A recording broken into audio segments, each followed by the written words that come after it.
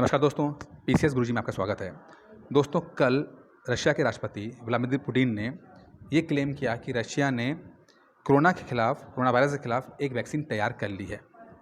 उन्होंने यहाँ तक कहा कि उनकी दोनों बेटियों को ये वैक्सीन दी गई जो कोरोना से इन्फेक्टेड थी और ये वैक्सीन ने बहुत अच्छे तरीके से काम किया है। कोई भी साइड इफ़ेक्ट देखने को अभी तक फ़िलहाल नहीं मिले हैं। रशिया ने जो क्लेम किया है ये अपने आप में बहुत बड़ा क्लेम है, क्योंकि पूरी दुनिया में लगभग 100 से ज़्यादा कंपनीज़ और कंट्रीज़ अपने अपने स्तर पे कोरोना वायरस के खिलाफ वैक्सीन तैयार करने की कोशिश कर रहे थे। अब दोस्तों, कुछ बातें इसमें जाना समझना ज़रूरी है कि ये जो क्लेम किया है वो क्लेम कितना सही है, क्या इसके प्लस हैं, क्या माइनस हैं, और ये जानना कि इंडिया कोरोना वायरस के खिलाफ जो वैक्सीन बन रही इस रेस में इंडिया कहाँ स्टैंड करता है। तो इस वीडियो में आपको ये सब बातें जानने को मिल जाएंगी, क्योंकि ये जो बात है कोरोना के खिलाफ जो माहौल चल रहा है या वैक्सीन बनाने की तैयारी चल रही है, ये हमारे फार्मास्यूटिकल कंपनी जो सेक्टर है उसको टारगेट कर रहा है। और एग्जाम पॉइंट ऑफ व्यू से ये बहुत इंपॉर्टेंट है। GS3 में हमारा साइंस एंड टेक्नोलॉजी आता है, तो वहाँ से ये क्वेश्चन बन सकता है। तो जो लोग तैयारी कर रहे हैं वो इस वीडियो को अंत तक जरूर देखिए, क्योंकि बहुत आपको कुछ जानने को मिलेगा। दोस्तों, पहले इसको समझते हैं कि हुआ क्या। जैसे मैंने कहा कि रशिया के जो राष्ट्रपति हैं पुतिन साहब, वो टीवी पे आए और उन्होंने कहा कि भाई जो कोरोना वायरस है उसके खिलाफ रशिया ने वैक्सीन तैयार कर ली, ठीक है। और उन्होंने ये भी कहा कि हमारी बेटियों को भी लग गया। यहाँ तक कि जो रशिया का जो हेल्थ डिपार्टमेंट है उस वैक्सीन को उसने मतलब रिकमेंड कर दिया और उसको ऑथराइज़ कर दिया कि ठीक है, आप अब इसका प्रोडक्शन पूरा कर सकते हैं।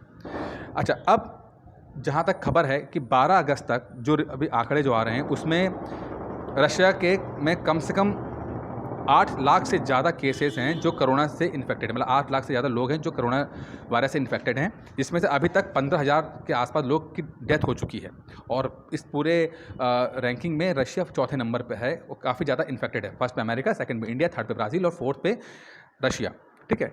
अच्छा, अब रशिया ने क्लेम कर दिया है। रशिया ने एक बात ये भी बोली है कि चूँकि हमने बना दिया है, तो लगभग 12 कंट्रीज़ हैं जो काफ़ी इंटरेस्टेड हैं और हमसे ये वैक्सीन की डिमांड कर रहे हैं।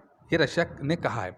रशिया ने इस वैक्सीन का नाम रखा है स्पुतनिक 5। अब ये जो नाम है ये अपने आप में बड़ा ऐतिहासिक नाम है, क्योंकि अगर आप थोड़ा भी ध्यान लगाएंगे तो पता लगेगा कि जो स्पुतनिक है ये पहला आर्टिफिशियल सैटेलाइट है जो रशिया द्वारा भेजा गया था, या किसी भी इंसान द्वारा भेजा गया था जो अंतरिक्ष में गया था।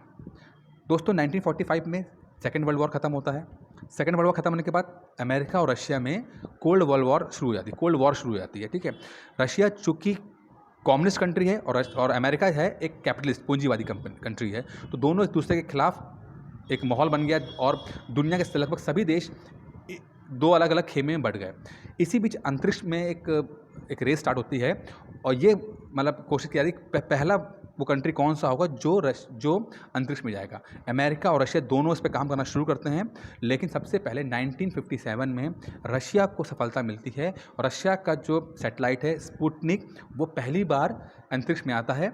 लगभग 3 हफ्ता वो पृथ्वी के चक्कर काटता है, उसके बाद उसकी बैटरी ख़त्म हो जाती है और वो मर जाता है। ये जो काम हुआ था ये एक कह सकते हैं कि रशिया ने एक अमेरिका के मुंह पर एक थप्पड़ मारा था, कह सकते हैं, क्योंकि इस बात को लेकर अमेरिका बहुत ज़्यादा तिलमिला गया था। इसके बाद से ही अमेरिका ने अपने स्पेस जो प्रोग्राम था उसको बहुत ज़्यादा मतलब फंड देना शुरू किया, बहुत ज़्यादा एक्टिवली पार्टिसिपेट किया। और फिर उसमें जो बाद में जितने भी चीज़ें हुई, जैसे कि मून लैंडिंग हुई, जब मून पे पहली बार इंसान को पहुंचना, वो सब अमेरिका ने किया। रशिया वहाँ तक कभी पहुंच नहीं पाया, ठीक है। तो ये जो स्पुतनिक नाम रखा है, कहीं ना कहीं जो रशिया का अमेरिका के ऊपर जो जीत है इसको दोबारा से रिवाइज करने की बात की गई है, ठीक है। अच्छा, अब अमेरिका कहता है कि ठीक है भाई, जो क्लेम कर रहे हो उस क्लेम में कुछ पेच है। अब ये क्या पेच हैं ये समझना जरूरी है। पहली बात ये समझते हैं दोस्तों कि WHO ने ये बोला है कि अभी तक रशिया ने हमें कोई भी रिपोर्ट नहीं दी है, कोई भी बात नहीं रखी है, तो हम अभी तक कुछ इसको रिकमेंड नहीं कर सकते हैं। तो WHO आज जब ये वीडियो बन रहा है तब तक रशिया की स्पुतनिक 5 को रिकमेंड नहीं कर रहा है, क्योंकि WHO के पास अभी कोई भी इन्फॉर्मेशन नहीं है। अच्छा, अब रशिया के साथ प्रॉब्लम क्या है कि रशिया ने इसका सिर्फ फेज़ 2 तक का ट्रायल किया है। फेज़ 2 ट्रायल और फेज़ 3 ट्रायल में क्या मतलब है? देखिए, फेज़ 3 ट्रायल जो होता है वो ह्यूमन ट्रायल होता है, यानी कि इंसान के ऊपर ट्रायल किया जाता है कि भाई इंसान ने एक दवाई ली और उस पे साइड इफ़ेक्ट क्या हुआ, क्या कैसे काम कर रहा है, कुछ असर कर रहा है कि नहीं कर रहा है, असर कर रहा है तो ऐसा तो नहीं साइड इफ़ेक्ट हो जाएगा, तो उसे ह्यूमन ट्रायल कहते हैं। फेज़ 4 होता है, फेज़ 3 होता है। लेकिन फेज़ 2 वगैरह होते हैं वो जानवरों पे ट्रायल हो जाता है या कंप्यूटर के ऊपर ट्रायल किया जाता है, ठीक है? तो रशिया ने थोड़ा बहुत ट्रायल किया और उसके बाद मात्र 20 पेशेंटों के साथ उन्होंने इस पे किया और 20 पेशेंट का जो उस पर ट्रायल किया और 20 पेशेंट उन्होंने कहा कि 20 पेशेंट ने कोई भी साइड इफेक्ट नहीं दिखाया है और उसके बाद रशिया ने इसको फाइनलाइज कर दिया, ठीक है? कि रशिया ने बोला कि ये 20 पेशेंट पे कुछ भी दिक्कत नहीं आई है तो हम इसको फाइनलाइज कर रहे हैं। अब इतने छोटा डेटाबेस पे जब इतना छोटा सा एक सैंपल लिया है, सैंपल साइज़ जो लिया है वो दिक्कत करता है, क्योंकि जब भी कोई नई वैक्सीन बनाई जाती है उसका सैंपल साइज़ बहुत ज़्यादा होता है। सैंपल साइज़ मतलब कि जितने लोगों पर इस पर ट्रायल किया जाता है, 20-25 लोग बहुत कम होते हैं। जब ट्रायल किया जाता है तो लाखों की तादाद में लोगों पर ट्रायल किया जाता है, क्योंकि अलग अलग जेनेटिक पूल के लोग होते हैं। कोई किसी कंट्री का है, कोई किसी कंट्री का है, शायद मेल फीमेल हर तरह के चीज़ों पर ट्रायल करने के बाद ही कोई वैक्सीन को मार्केट में उतारा जाता है। तो रशिया ने एक तो बहुत कम ट्रायल किए, ठीक है? दूसरी बात है जो ट्रायल किया, जो भी इन्फॉर्मेशन है उसको पब्लिक नहीं किया।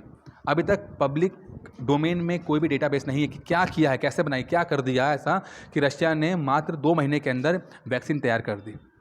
तो ये थोड़ा सा कंट्रोवर्शियल है। अभी बाकी देश इस पे बात कर रहे हैं, लेकिन रशिया ने क्लेम कर दिया कि उसने बना दिया, उसको डिमांड भी मिल चुकी है, उसको मतलब ऑर्डर मिल चुके हैं और वो अगले महीने से इसका मास प्रोडक्शन करना शुरू कर देगा।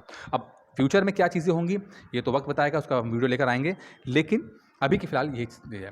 चलिए, अब ये खबर तो चलो हो गई आपको बताने की, लेकिन ये चीज़ जो है वो हमारे एग्ज़ाम से कैसे कोरिलेट करता है इसको समझना बहुत ज़्यादा ज़रूरी है।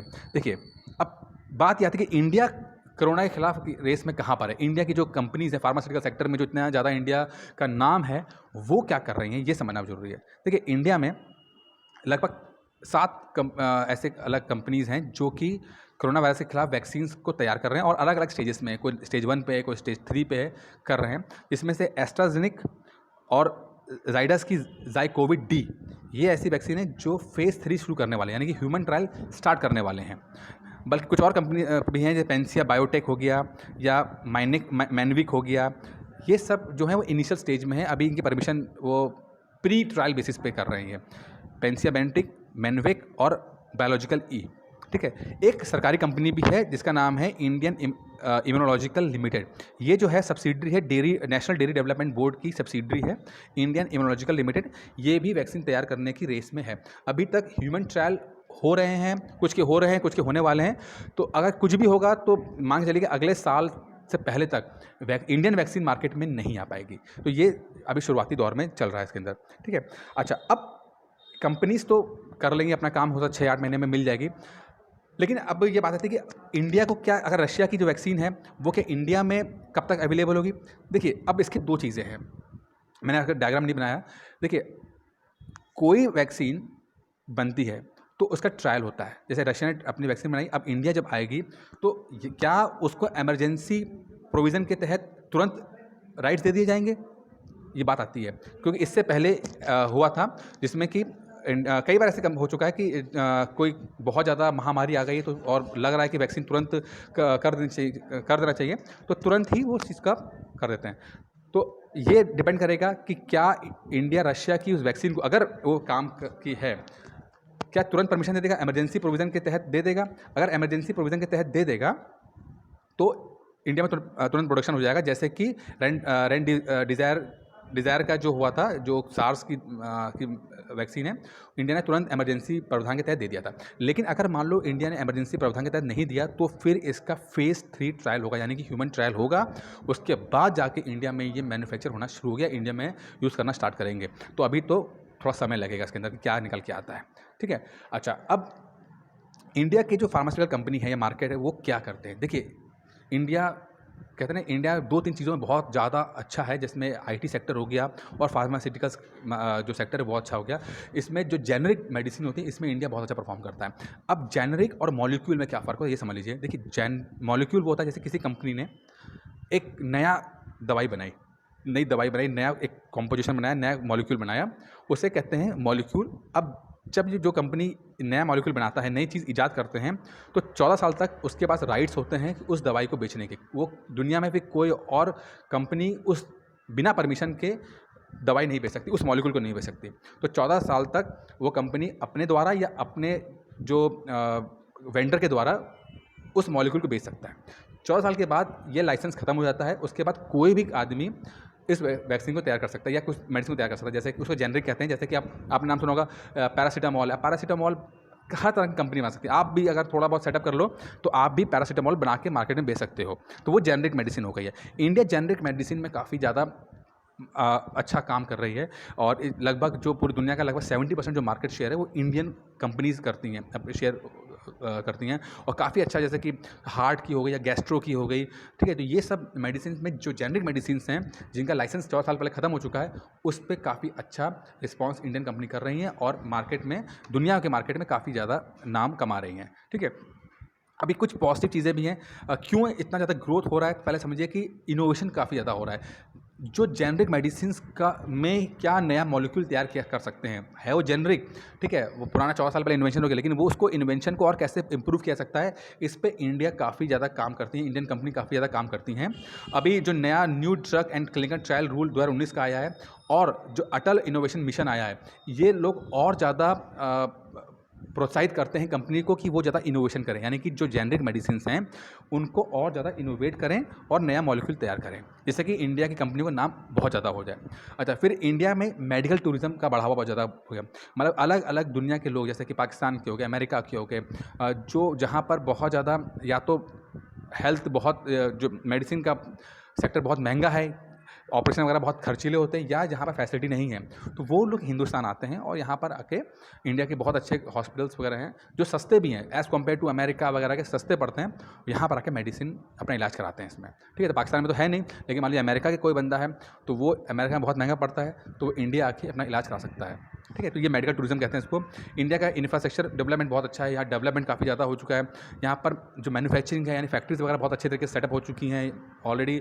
ये एक ऐसा सेक्टर है या ऐसा इंडस्ट्री है जहाँ पर इंडिया ने काफ़ी अच्छा पकड़ बना रखी है, अपना सब कुछ सेट कर रखा है। और यहाँ की जो डोमेस्टिक जो डिमांड है वो भी बहुत ज़्यादा है, क्योंकि 130 करोड़ लोगों का देश है, तो डिमांड बहुत ज़्यादा है यहाँ पे, ठीक है। मतलब हमें अमेरिका और बाकी देश तो चलो है ही है, वहाँ पे डिमांड है, लेकिन हमारा डोमेस्टिक डिमांड भी बहुत ज़्यादा है, जिसलिए जो ऑर्डर्स हैं वो हमेशा रहते हैं कंपनीज़ के पास, ठीक है। तो ये फार्मास्यूटिकल कंपनी का जो सेक्टर है, और कई बार पूछा भी जाएगा एग्जाम में कि भाई इंडिया की स्थिति कहाँ है, इंडिया क्या स्टैंड कर रहा है, तो ये सब आपको इसमें बताना है। इसके अंदर ये सब आप यहाँ से पॉइंट्स ले सकते हैं इसके अंदर, ठीक है। चलिए अब बात करते हैं, ये तो टॉपिक ख़त्म हो गया है। ख़त्म करने के बाद दोस्तों, एक अगर आप यूपी पीसीएस 2021 की तैयारी कर रहे हैं तो एक एनसीईआरटी का 6 मंथ का कोर्स हमने स्टार्ट किया हुआ है, आप ज्वाइन कर सकते हैं।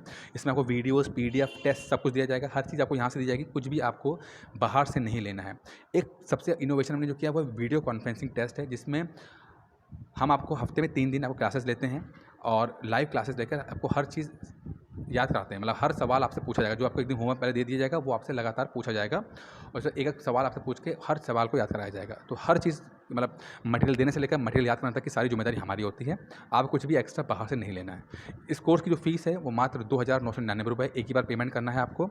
और अगर आप इंटरेस्टेड तो 8317040152 कॉल करके इस कोर्स की जानकारी ले सकते हैं। दोस्तों, इस वीडियो में इतना ही था। धन्यवाद।